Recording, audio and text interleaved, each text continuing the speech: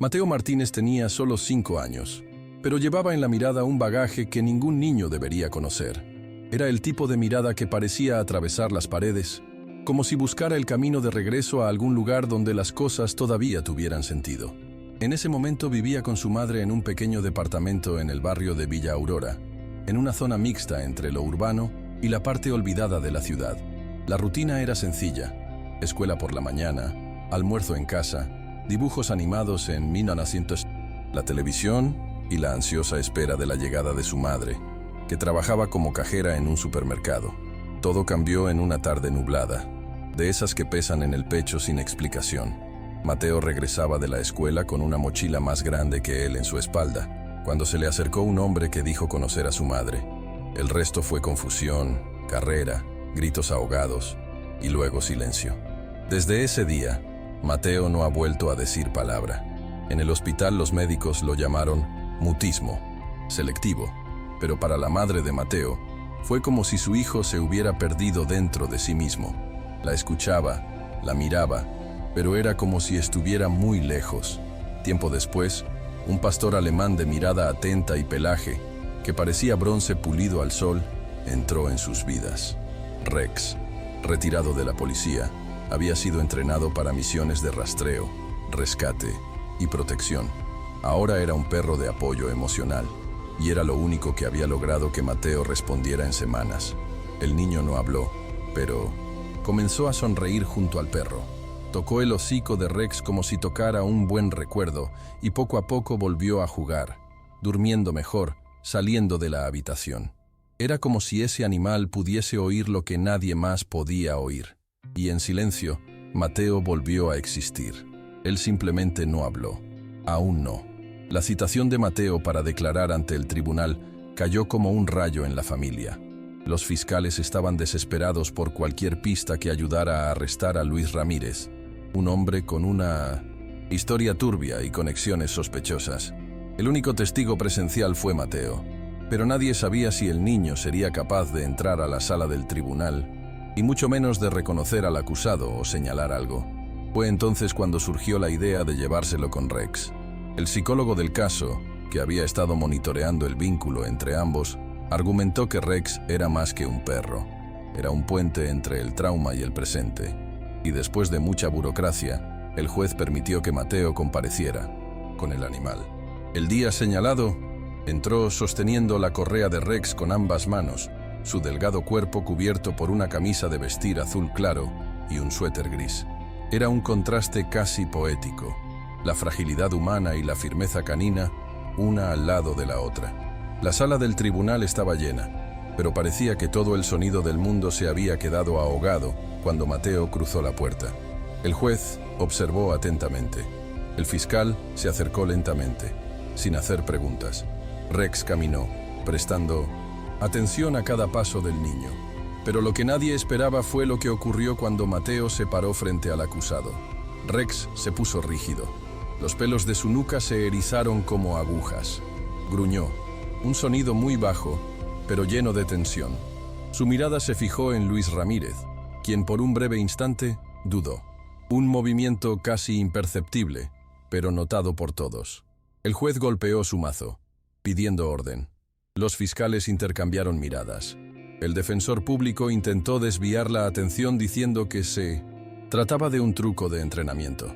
Pero cualquiera que conocía a los perros lo sabía. Esto no era una actuación, fue instinto. A partir de ese momento algo cambió en el ambiente del juicio. La acusación, que hasta entonces avanzaba con pasos tímidos, cobró nuevo impulso. Había una anticipación en el aire, como si todos estuvieran esperando que Mateo dijera algo, señalara, gritara, cualquier cosa. Pero él permaneció en silencio, con los ojos fijos en Rex y las manos agarrando la correa como un escudo. Aún así, el comportamiento del perro levantó una importante señal de alerta. Había una conexión real entre la presencia de Luis y el miedo que tenía el niño. El fiscal solicitó un receso para reorganizar la línea argumentativa. La defensa, a su vez, comenzó a perderse en sus propias estrategias. Luis, que hasta entonces se había mostrado frío y calculador, mostraba síntomas de nerviosismo. Se mordió las uñas, movió las piernas y miró hacia otro lado, Fue sutil, pero presente. El tribunal estaba empezando a ver grietas en la fachada del acusado, y todo gracias al olfato emocional de un perro jubilado. Fue ese mismo día, a última hora de la tarde, cuando se produjeron los primeros flashbacks. Mateo estaba en el asiento trasero del auto de su madre, con Rex acostado a su lado, cuando de repente su cuerpo se puso rígido. Sus ojos se fijaron en el espejo retrovisor y comenzó a sudar fríamente. Su madre lo llamó, pero él no reaccionó. Después de unos minutos, dibujó en el cristal, que estaba empañado por su aliento, un árbol. En el lateral, un pequeño rectángulo con líneas verticales, una ventana, luego una cruz. El psicólogo lo entendió como un recordatorio del lugar al que casi lo llevaron. El equipo de investigación decidió seguir esta pista y cruzarla con desapariciones anteriores. Y no fue ninguna sorpresa. Encontraron el registro de una niña que había desaparecido 3 meses antes. Uno que también había sido visto por última vez cerca de una zona boscosa y una cabaña abandonada que nadie había registrado a fondo. La cabaña estaba en el borde de una zona rural, lejos de cualquier ruta frecuentada. Estaba rodeado de árboles altos que parecían tocar el cielo y ocultar el mundo interior. Cuando los investigadores llegaron, armados con la pista del dibujo y la intuición del perro, encontraron el lugar casi intacto, como si alguien lo hubiera estado cuidando silenciosamente.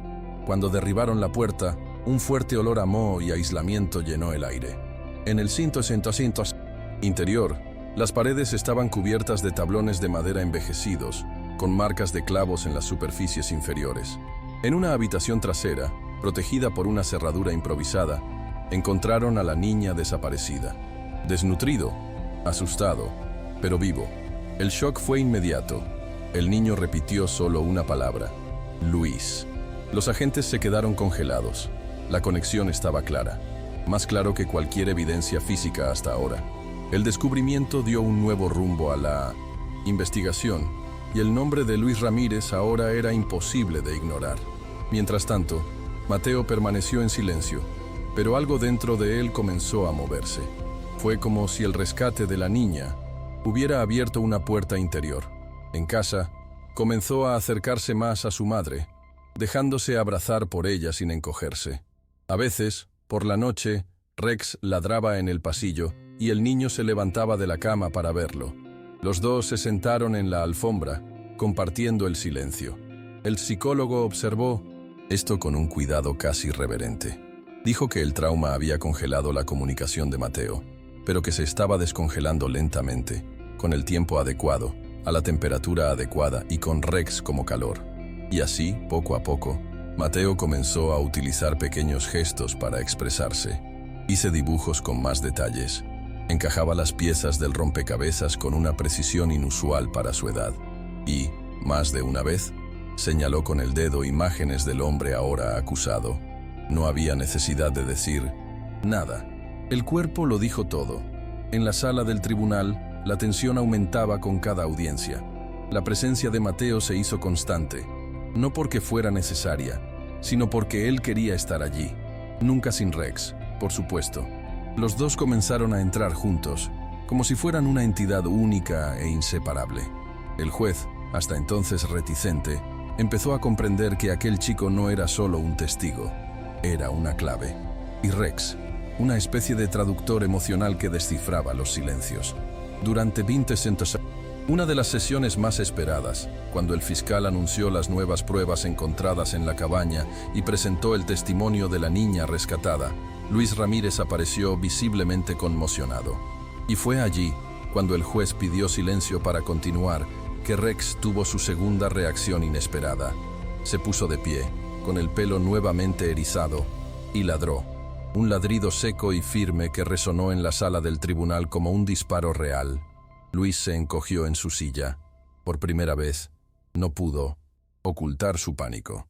Intentó discutir, murmuró algo inaudible y luego se quedó en silencio. El defensor público solicitó un receso urgente, pero la imagen ya estaba grabada en los ojos de todos. Rex, de pie, mirando al acusado con la misma postura que tenía cuando olía el peligro en las misiones.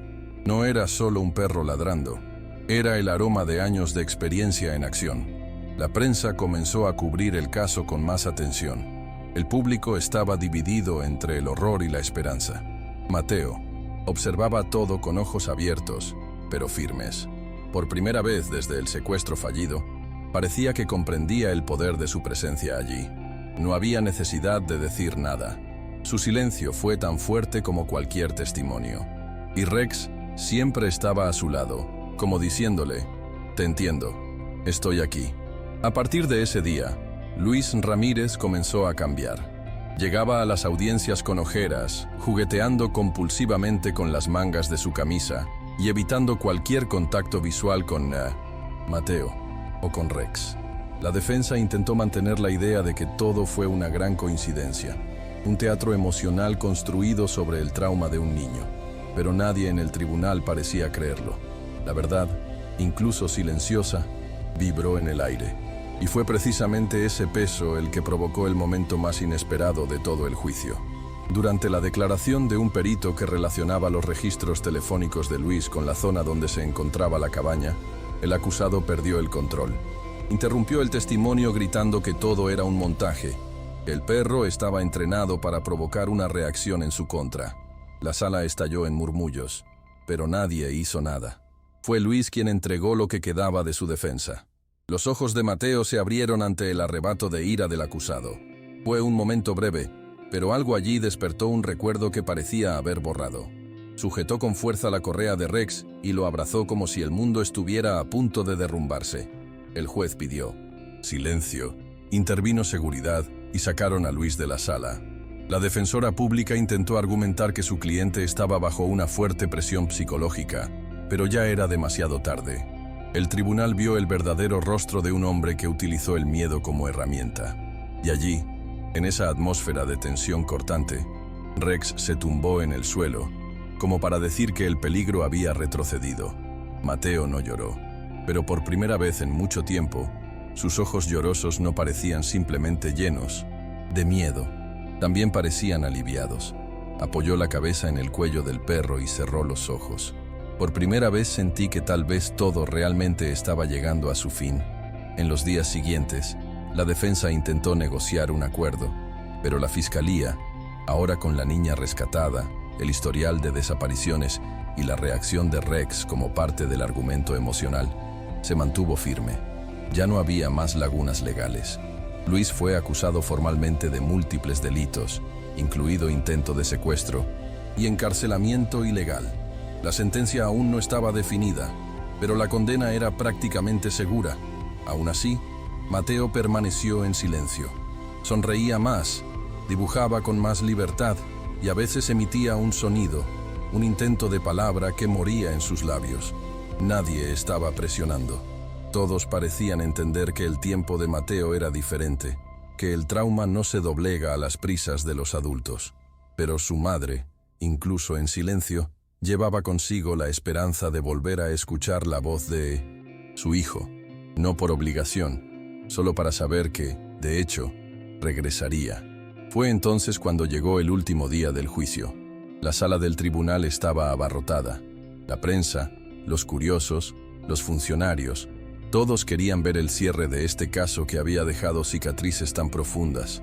Mateo estaba allí, con Rex, como siempre. Pero había algo diferente en ese día. El niño parecía más erguido y menos retraído. Sus ojos ya no buscaron escondite. Cuando el juez leyó el veredicto de culpabilidad, se produjo un breve estallido de murmullos. Luis mantuvo la cabeza gacha, como si finalmente hubiera comprendido que su juego había terminado. La madre de Mateo apretó fuertemente las manos de su hijo, pero no dijo nada. Rex permaneció acostado, tranquilo, como si ya supiera que todo terminaría así. Y fue en ese momento, en medio del silencio que llenó la sala tras el anuncio de la sentencia, que Mateo giró su rostro hacia el perro y susurró algo, tan bajo que solo la madre oyó. «Gracias, Rex». Fueron solo esas dos palabras, pronunciadas con la voz ronca y tímida de alguien que ha pasado demasiado tiempo en profundo silencio. Pero para la madre de Mateo, fue como escuchar una sinfonía entera. Se llevó la mano a la boca y sus ojos se llenaron de lágrimas. No dijo nada. Simplemente lo abrazó suavemente, como si ese momento fuera demasiado frágil para cualquier gesto repentino. Rex aguzó las orejas, giró la nariz hacia el niño y le dio un ligero lamido en la mano. Nadie más escuchó lo que dijo Mateo, pero el momento quedó allí, grabado en la memoria de la madre y en la expresión de alivio que se apoderó del niño. Fue como si finalmente hubiera encontrado un hueco en la pared en la que estaba atrapado, una grieta por donde se escapó su voz, aunque todavía pequeña, aunque todavía débil. La noticia del rumor se extendió rápidamente entre los profesionales involucrados. La psicóloga lloró al recibir la llamada. El fiscal pidió reunirse nuevamente con Mateo, no como parte de una demanda, sino como alguien que quería darle las gracias. Todos querían celebrar ese pequeño pero inmenso gesto. Pero lo que nadie pudo explicar realmente fue el papel de Rex en todo esto. No solo como un perro de apoyo, sino como un compañero silencioso en un viaje de sanación. Él no obligó, no exigió, no guió. Él simplemente estaba allí, firme, presente, un punto de referencia en un mundo que había perdido terreno. Y quizá eso era precisamente lo que Mateo necesitaba, una presencia que no lo presionara a hablar, sino que lo escuchara incluso en silencio. Rex no fue ningún milagro. Fue simplemente una prueba de que los vínculos verdaderos pueden ser más efectivos que cualquier terapia tradicional. En las semanas posteriores al juicio, la vida de Mateo comenzó a tomar nuevos contornos. Ya no hablaba con fluidez, al menos todavía no, pero ese susurro pareció abrir un camino. Empezó a intentar repetir palabras sencillas con su madre. A veces se atragantaba con los sonidos, a veces se daba por vencido a mitad de camino. Pero ya no huía del intento. En terapia, comenzó a usar tarjetas con palabras que él mismo dibujaba. Rex seguía presente, siguiendo cada sesión, cada visita, cada nuevo intento, como si supiera exactamente qué papel estaba desempeñando. En casa, ambos permanecieron inseparables. Había noches en las que Mateo soñaba fuerte, y su madre se despertaba con el sonido de sus conversaciones mientras dormía. Frases inconexas, pero que mostraban que las palabras estaban allí, ocultas, esperando el momento oportuno. Era como si el niño volviera a la superficie, lentamente, pero por voluntad propia. La historia de Mateo y Rex se volvió viral en las redes sociales, no como un caso sensacionalista, sino como una de esas historias que tocan lugares que nadie puede nombrar. Personas de todo el mundo enviaron mensajes, regalos, juguetes, libros. Pero lo más importante de todo esto fue el mensaje que transmitía, que a los niños traumatizados no es necesario obligarlos a hablar y que hay otras formas de escuchar que no implican palabras. La madre de Mateo era invitada a hablar en reuniones sobre traumas infantiles y siempre llevaba consigo una foto enmarcada de los dos, Mateo y Rex, sentados en un banco del parque, con la misma expresión serena de quien lleva algo que nadie ve, pero que ya no lo domina. Y cada vez que contaba la historia la gente se conmovía, no por tragedia, sino por superación, para demostrar que sí es posible salir adelante, incluso cuando todo parece perdido. Un día, durante una tarde tímida, Mateo y su madre paseaban por el parque donde todo empezó a cambiar. Era el mismo lugar donde se había acercado a Rex por primera vez, meses antes. Ahora caminaba con más confianza. La mochila en mi espalda ya no me parecía tan pesada. Mientras se sentaban en un banco, Rex se acostó entre ellos, como siempre lo hacía. Mateo miró a su alrededor, observando los árboles, los juguetes, los otros niños. Se quedó en silencio un rato, como si estuviera pensando en algo difícil de traducir. Luego sacó de su bolsillo un trozo de papel cuidadosamente doblado. Era un dibujo. Le mostró a él, a Rex y a la niña rescatada, todos sonriendo. Abajo, en letras torcidas y laboriosas, se leía: ganamos. La madre sostenía el papel como si estuviera sosteniendo un trozo de un milagro. No se pronunciaron palabras en ese momento, y no fue necesario ninguno. El reencuentro con la niña rescatada se produjo meses después, en un evento privado organizado por las familias y los profesionales que habían trabajado en el caso. Los dos se miraron con una mezcla de curiosidad y reconocimiento. Fue como si, sin decir nada, compartieran algo que nadie más entendería. Mateo, aún con su limitado habla, logró decir su nombre. Fue lento, pausado, pero lo dijo. Ella sonrió y respondió: «Te recuerdo». Rex, junto a ellos, permaneció en absoluto silencio, con los ojos medio cerrados, como si estuviera descansando después de un largo trabajo. Allí, en ese momento, no había tribunal, no había acusación, no había miedo, no había trauma. Eran solo dos niños que, aunque estaban destrozados por dentro, se encontraron en medio del caos y juntos empezaron a reconstruirse. Hoy, Mateo tiene 6 años y continúa su camino de reconstrucción. Habla poco, pero con intención. Elige tus palabras como quien moldea arcilla con sus manos, con cuidado, con peso, con verdad. En la escuela, todavía enfrenta desafíos, pero sus maestros saben quién es, lo que ha experimentado y lo lejos que ha llegado. Tiene un seguimiento continuo, pero los avances son visibles. Ahora puede levantar la mano para responder preguntas sencillas, sonreír más a menudo e incluso participar en actividades grupales. Y Rex permanece a su lado, ahora mayor, con algunos cabellos blancos alrededor de los ojos, pero con el mismo espíritu protector. Todavía duermen juntos, todavía caminan juntos. Rex ya no tiene que hacer tanto. Su misión se cumplió en gran medida, pero se queda. Porque eso es lo que hacen los buenos compañeros. Se quedan incluso cuando lo peor ya pasó. La historia de Mateo no se trata de un milagro. Se trata de tiempo, dolor, paciencia, vínculo e instinto.